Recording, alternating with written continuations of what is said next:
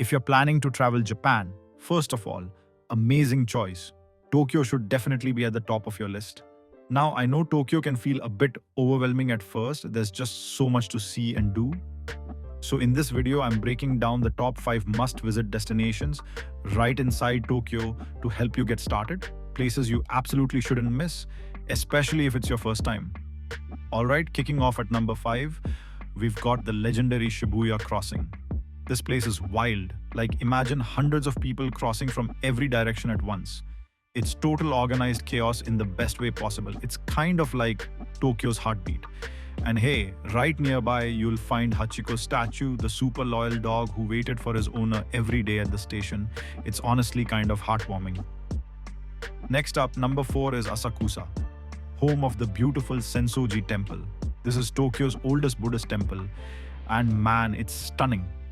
You'll walk through this massive red gate, Kaminarimon, then down a street full of snack stalls and souvenir shops. Try some taiyaki or grab a fresh senbei rice cracker. It's got this magical blend of tradition and street energy that just feels so Tokyo. Coming in at number 3, we're heading to teamLab Planets in Toyosu. Now this place is honestly like stepping into a sci-fi dream. You walk barefoot through shallow water. You're surrounded by interactive lights and floating flower installations. It's hard to even describe. It's more than just an art exhibit. It's like being inside a living digital world. Definitely something you'll remember. Number 2 on the list, Shinjuku Gyoen. This is your perfect Tokyo escape if you want to slow things down a bit. It's a massive garden, super peaceful with traditional Japanese, French and English style landscapes. If you're here in spring, boom, cherry blossoms. In autumn, fiery leaves.